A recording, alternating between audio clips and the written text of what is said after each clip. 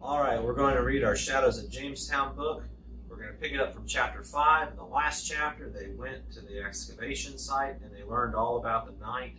And they saw the statue of John Smith and also Pocahontas. And we'll see what happens in chapter 5. Sam crouched in the hole in the ground. It wasn't a hole really, but an excavation pit. The dig site was divided into several of them, each square of roughly 10 feet by 10 feet. The one he was in sank nearly 5 feet deep. It reminded him of a large hot tub without any water. Toby said the dig areas were made that way so they could be covered more easily during the bad weather. Sam imagined how it might actually fill up like a pool if there was a big storm. Narrow walkways of dirt were left to separate the different digs. The walkways looked like the cinder block foundation of a house, except with dirt instead of block. But most importantly, the work was tearing things down instead of building them up. Sam watched Toby working a few feet from him, slowly scraping the dirt with a trowel. That was very much like the kind Mom used for planting flowers in the garden. For some of the finer work, he used small picks and brushes. It was slow going, but Toby said it was important to be careful. You never knew when something might surface, and you didn't want to damage anything. The soil was brown clay with only a few rocks, but it was hard and packed. Toby had shown him how different colors of soil meant different things.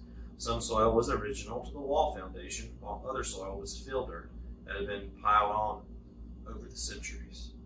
The goal was to move away the fill dirt and carve out the form of the original structure. It was like peeling back the layers of an onion. Sam lifted his head and surveyed the site. He thought it might take another 400 years to dig out the whole thing if all they used was a trowel and a toothbrush.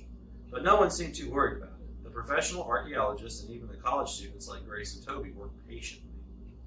Patience must be an important quality in this line of work.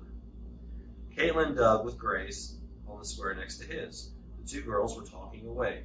Caitlin was asking a million questions about everything, trying to fill up her brain with as much knowledge as possible. It didn't seem like she lost any of her enthusiasm. Sam tried to spot Derek further over in a different section, but he was out of sight. He was probably goofing around. Sam didn't expect his brother to be interested in the work as he and Caitlin were. Derek liked the idea of being at field school and kind of acting like a college kid, but it usually took him a while to get serious. Sam stopped to wipe the sweat from his forehead. The sun's rays felt good on his bare arms, but he knew in the afternoon it would grow even warmer. Toby said they'd move the shade canopies in if things got too hot. Sam looked around at the dig squares, full of nothing but dirt. Despite all the evidence, supposedly in the archaearium, he was starting to wonder if anything really was in this ground after all. He crouched back down, sinking his trowel into the dirt, pointed in first, poking a little deeper than he had intended. He glanced up quickly to see if Toby had noticed. Even though he was getting tired, he didn't want to get yelled at for doing it wrong. Could they kick someone out of field school for ruining the dig site? He doubted it, but there was the first time for everything.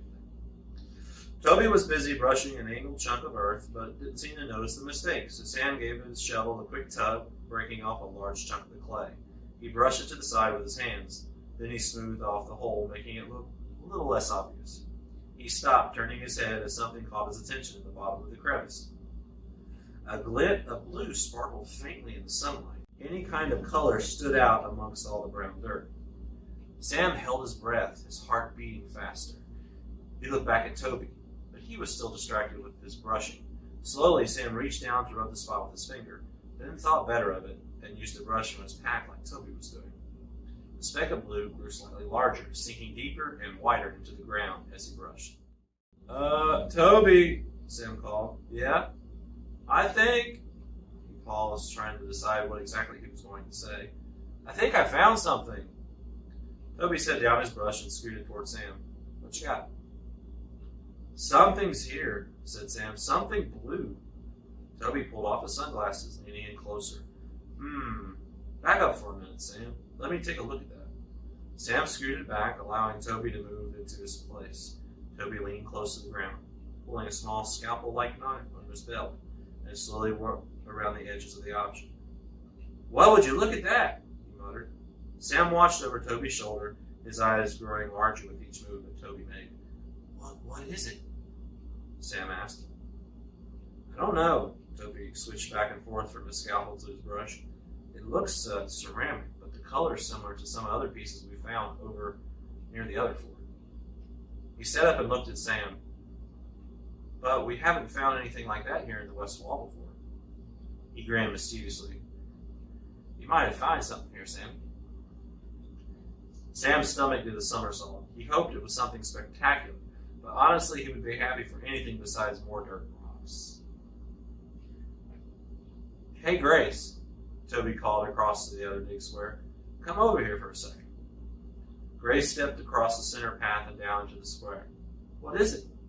Caitlin followed behind like a junior apprentice. She looked at Sam. Did you find something? He nodded, not sure what more to say. I think he did, answered Toby. It looks ceramic to me, possibly Persian. It's the right time period, but take a look and see what you make of it. Grace moved into the space where Toby had been working and stared at the object. Man, she muttered, working the edges. The blue pattern continued to grow larger. It's big. Sam tilted his head. Is that good? Is that good? Well, it depends on what it is, said Toby, but bigger is usually better. Most things in the ground this long are in pieces. It's unusual to pull something out and still fully intact. For the next hour, the team chipped away at the dirt around the object. They let Sam, Caitlin, and even Derek, when he came over midway through, to do some of the work. It was painstakingly slow, as they made sure no pieces were broke or cracked. Sam watched as two of the other team members measured the location of the object using what they called a laser transit and stadia rod. The transit shot a laser beam across the dig site to the rod, reflecting off the long vertical pole with red and white length measurements that looked a little like a candy cane. Toby said that measurement of the beam gave precise directions for 3D mapping of the entire site.